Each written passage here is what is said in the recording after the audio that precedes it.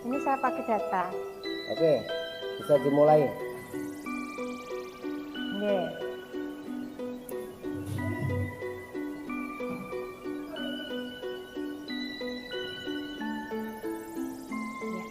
Assalamualaikum warahmatullahi wabarakatuh. Waalaikumsalam. Pada kesempatan hari ini kami dari kelompok 4 akan melaksanakan kegiatan coaching ya. Nanti di sini kami Andayani sebagai pengamat, kemudian nanti ada Bu Ivana Fauziah sebagai coachnya, dan kemudian ada Pak Khairul Anam sebagai coachingnya. Nah, pada kesempatan kali ini sebelum melaksanakan kegiatan coaching, ada kegiatan pra-supervisi dulu yang akan dilaksanakan oleh pengamat terhadap coachnya. Ini saya akan memberikan pertanyaan kepada coach saya yaitu Bu Ivana. Selamat siang Bu Ivana. Selamat siang Bu Murti. Oke, mari yuk kita ngobrol-ngobrol ya Bu ya. Buat santai saja, buat nyaman saja ya Bu ya. Anggap saja kita itu memang mitra, kita itu memang teman ya Bu ya. Iya Bu. Bu Ivana, siang ini saya ingin mendiskusikan tentang rubrik penilaian coaching yang akan Ibu lakukan nanti. Hal-hal apa saja sih Bu yang akan dinilai dalam kegiatan coaching yang akan Ibu laksanakan nanti Bu Ivana? Ini Bu yang akan dinilai dalam kegiatan coaching nanti terkait dengan kompetensi coaching itu Bu. Oke, bisakah Ibu ceritakan tentang kompetensi coaching itu yang dimaksud apa Ibu? Tentu Bu, ada 3 kompetensi coaching, yaitu yang pertama presence atau kehadiran penuh, yang kedua mendengarkan aktif, dan yang ketiga ada memberikan pertanyaan yang berbobot. Oke, berarti ada 3 kompetensi yang akan dilakukan ya, present, kehadiran penuh, kemudian mendengarkan aktif dan memberikan pertanyaan yang berbobot. Ngomong-ngomong, siapa nanti yang akan menjadi coachingnya Bu Ivana? Pak Anam Bu. Oke, Bu Ivana, sebelum Ibu melakukan kegiatan coaching dengan Pak Anam, tentunya Ibu sudah mempersiapkan diri nggih. Nah, persiapan apa saja yang sudah Bu Ivana lakukan? Ya, saya sudah menyiapkan tempat yang nyaman dan tenang untuk kegiatan coaching nanti Bu.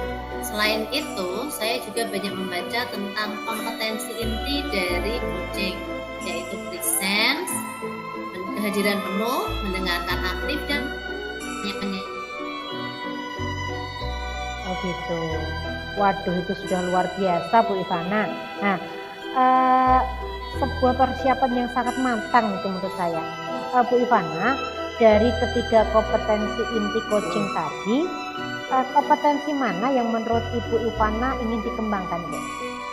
Menurut saya yang paling dikembangkan adalah yang terakhir, yaitu mengajukan pertanyaan yang berbobot. Bisakah Ibu menceritakan mengapa mengajukan pertanyaan yang berbobot adalah kompetensi yang penting untuk dikembangkan Ibu? Menurut saya melalui pertanyaan yang berbobot itu saya bisa menggali potensi-potensi diri dari Pak Anam, sehingga nanti beliau bisa menceritakan semua permasalahan yang sedang beliau alami. Oke, saat Bu Ivana nanti melakukan kegiatan coaching dengan Pak Anam, kompetensi mana yang secara spesifik ingin diobservasi Bu Ivana? Saat diobservasi nanti, kompetensi spesifik yang saya inginkan adalah kompetensi mendengarkan secara aktif. Oke, mengapa Ibu memilih kompetensi itu Ibu?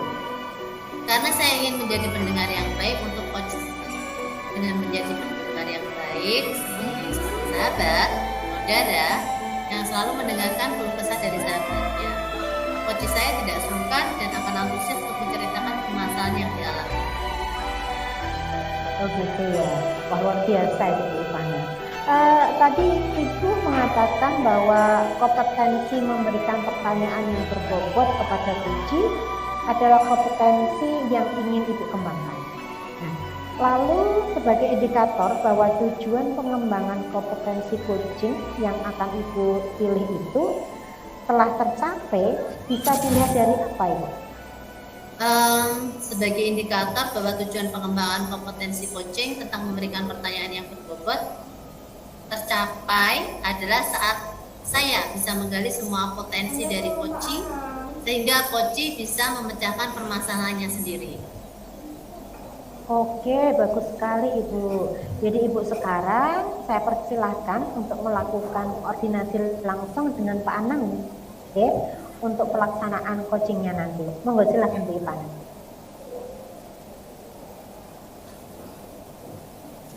Oke. Iya, silakan Bu Ivana, bisa koordinasi dengan Pak Anang.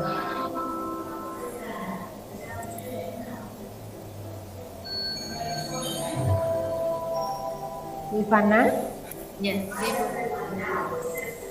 Pak Anam, selamat pagi. Sebelumnya, jika saya perhatikan setiap hari Selasa saat keluar kelas 7A, Pak Anam kok tampak susah ya?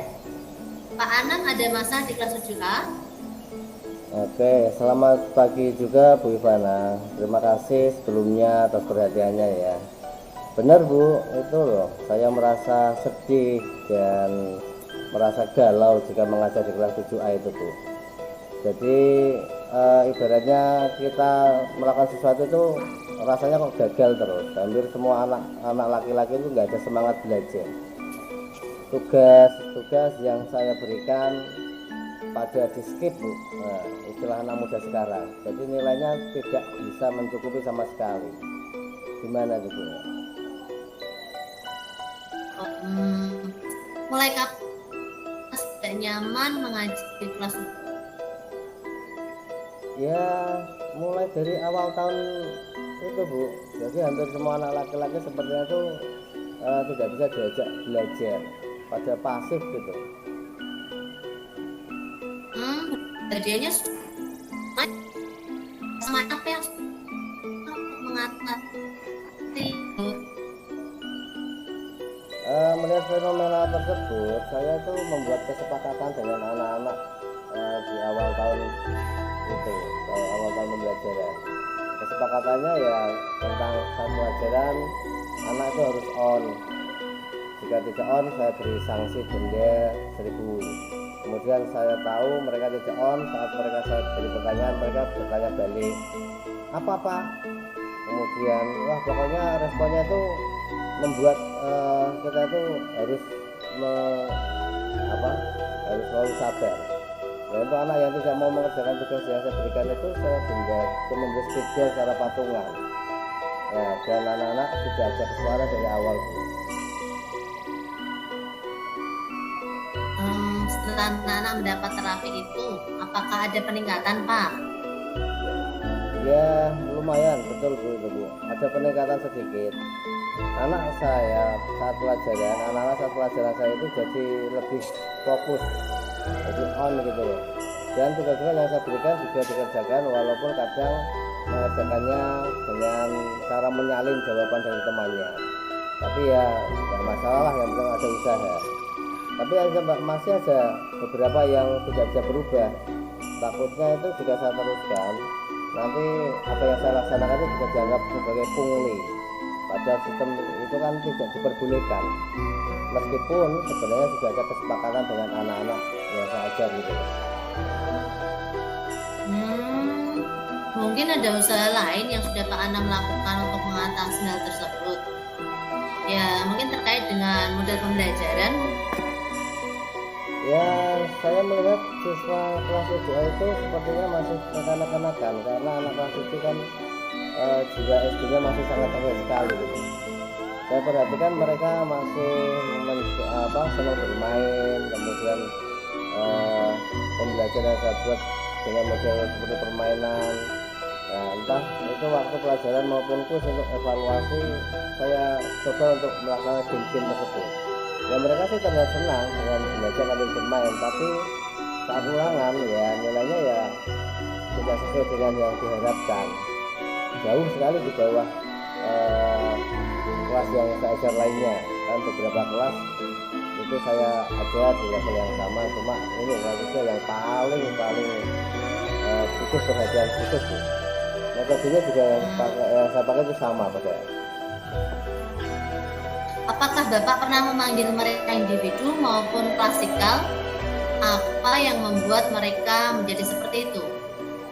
Kalau memanggil satu persatu sih tidak pernah, namun untuk motivasi setiap hari ya, setiap pembelajaran pasti saya laksanakan tuh. Saya berikan terus menerus tanpa ada bosan-bosannya. Oke. Mungkin ada usaha lain yang Bapak lakukan untuk mengatasi masalah itu, Pak? Saya sepertinya buntu dalam masalah ini, Bu. Cuma saya pernah belajar di PNM tentang filosofi belajar Dewan Tokoh. Guru itu harus menghamba pada murid. Belajar di sekolah yang terbaik adalah membuat murid bahagia dan senang saat belajar. Anak bisa mengembangkan potensi dengan kemampuan yang mereka miliki masing-masing, kemudian hasilnya juga tidak harus sama. Namun juga dengan peningkatan dari kemampuan itu yang hasilnya tidak harus sama. Akhirnya saya berpikir, Bu, semua anak itu memiliki keunikan masing-masing dan kemampuan yang berbeda. Mungkin saat ini saya belum bisa menebalkan apa yang menjadi potensi mereka, tapi suatu saat nanti saya sih mempunyai suatu harapan mereka akan dapat menemukan jati diri mereka, Bu.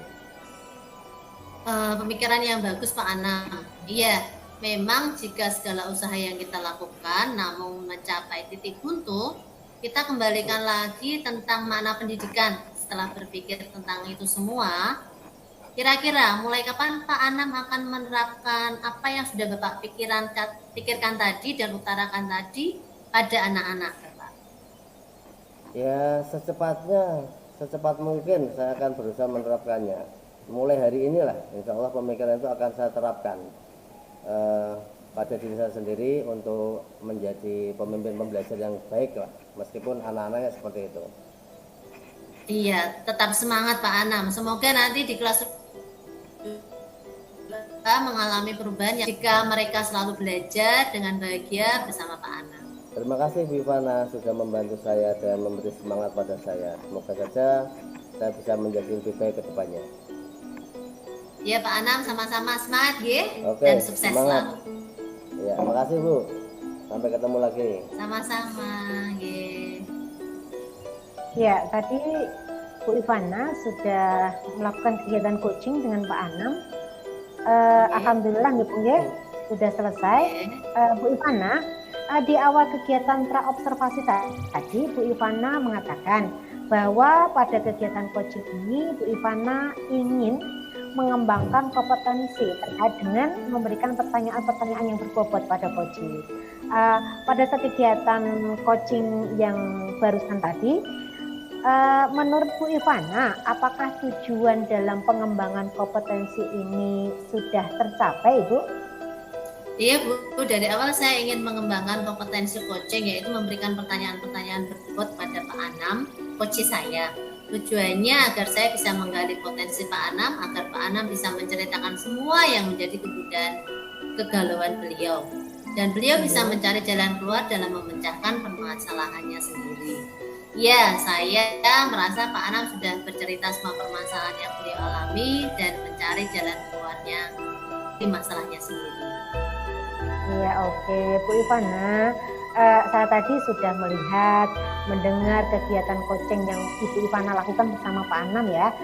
Dari hasil pengamatan tadi, menurut saya Bu Ivana itu sudah luar biasa. Bu Ivana mendengarkan dengan seksama semua yang disampaikan oleh Pak Anam. Dan dalam menanggapi apa yang disampaikan Pak Anam, Bu Ivana tidak pernah memberikan asumsi baik pada diri Pak Anam pribadi maupun pada cerita-cerita yang disampaikan oleh Pak Anam. Dan Bu Ivana juga terlihat fokus dengan cerita yang disampaikan oleh Pak Anang.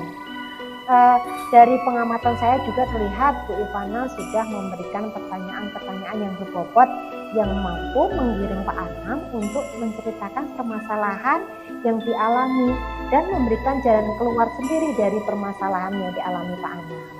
Nah, hal ini sesuai dengan apa yang sudah disampaikan pada Bu Ivana pada kegiatan pra-observasi tadi, Bu, yaitu Bu Ivana ingin mengembangkan potensi terkait dengan memberikan pertanyaan-pertanyaan yang berbobot yang dapat menggiring Koji, ini adalah Pak Anam, untuk menceritakan permasalahannya dan mencari jalan keluar secara sendiri dari permasalahannya itu.